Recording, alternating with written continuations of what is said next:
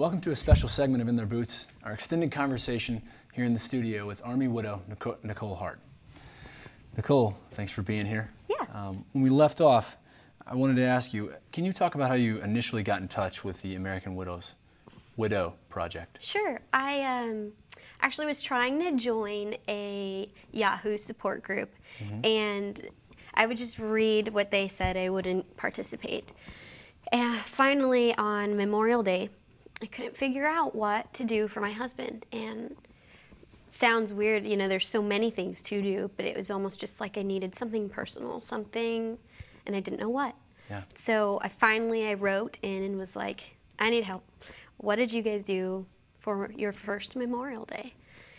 You know, it has a whole new meaning to you, of course. And this woman wrote back and noticed my age and said, you know, she gave me some advice and some experience she's had through Memorial Days. And she also said, I know a woman who's your age who started this organization called the American Widow Project. Here's the website.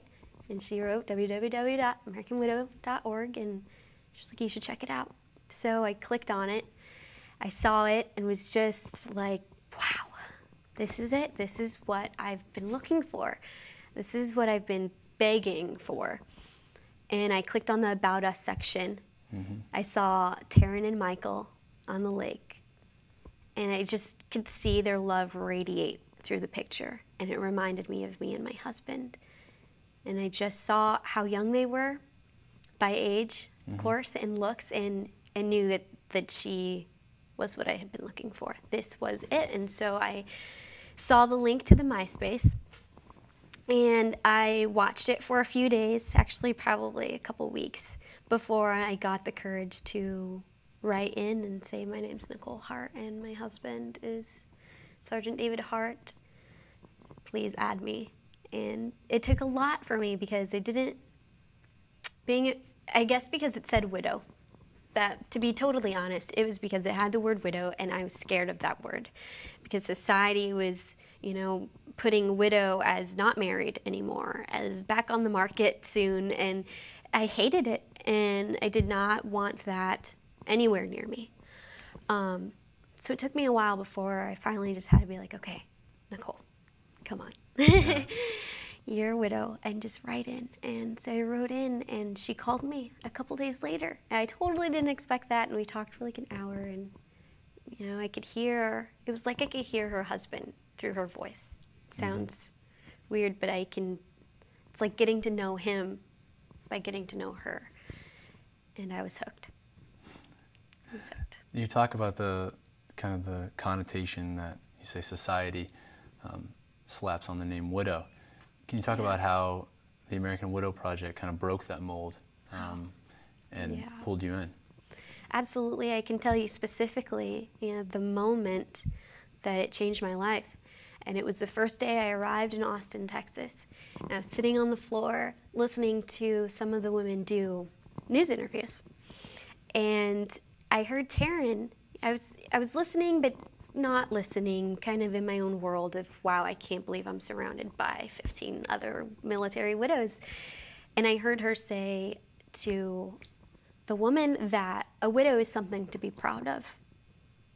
And it hit me. All of a sudden, I came to, and I was just in awe that, you know, I'm so proud of my husband, so incredibly proud. Where can I put all of that? You know, and I didn't connect that, you know, a widow, being his widow is something different than just being a widow, period. Yeah. I am David's widow because I am David's wife. He chose me, therefore I am his widow. It's a sacrifice, you know, that he's made that makes me a military widow. And, you know, hearing her say that I bear that name proudly changed me forever. Because now I can say I am David's widow with a smile just as well as I could say I'm David's wife. To me, it's hand in hand. I think that's a new concept for society, but that's okay. Yeah, yeah. It's okay. Nicole, can you talk about how this experience changed you? Yeah, I think I've come out of it all knowing my strengths and not looking at it in a negative perspective, because I think when David died, everyone was like, you can do this. You're strong enough. You know, David knew your strength, and that didn't help me at all at that time. You know, I felt like my strength was a curse. You know, there's that saying that, you know, you're not given what you can't handle. And I just looked at that with complete disdain. Like, that thought totally disgusted me, because it was like, well, then I'm made to handle this by myself. Like, was I created for this specifically? And I think that is not the case. But I can now look at my strength and be proud, because I think David really did see it in me before I saw it in myself. And I can wake up in the morning because of David. I can wake up in the morning because of what he's taught me and the strength he's displayed. So I think that's right. From your story, when people watch it, what do you want them to take away from it?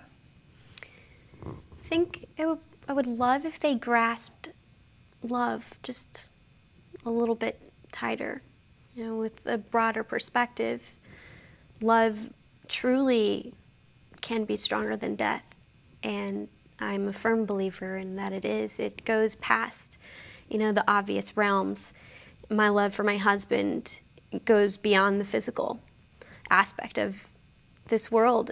You know, my love for my husband goes spiritually, and it's eternal. And, you know, I think reality for everyone is what they see in the movies. But here I am, sitting in front of you, and this is reality. And so, you know, love can conquer all things. It really, really can, and it has for me, and I'm more in love now than before. And someone said to me, you know, I wish that you can learn to love again. And man, I completely beg to differ. That whole concept, I think I've learned more about love now than I did before David died. And I felt completely in love then, but really I had no idea how much in love I was, and could be, and am now. Well, good. Now I know with the project, you guys are heading on an adventure here soon. Can you talk about what's going through your mind?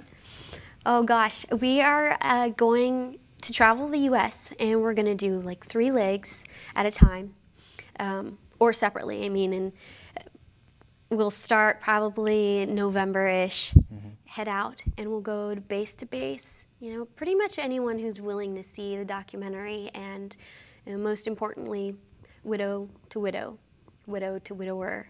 And we just want to personally hand out the DVD to them and meet those who are walking in our shoes, and who, you know, have been there before us, and or who just started. And so we're really excited. You know, we're in the logistical side of everything right now, and we're really, really stoked to get in that RV and just head out, you know, and leave everything behind, and just us and our husbands in us, and just go forth. So that'll be starting fall. Yeah. Well, we'll have to see about getting you guys some cameras. Sounds like a movie in the making. Absolutely. Right It'll be interesting. It'll be very interesting. Well, Nicole, thank you. And I'm sure this is not the last time we'll talk to you. No. Thank you.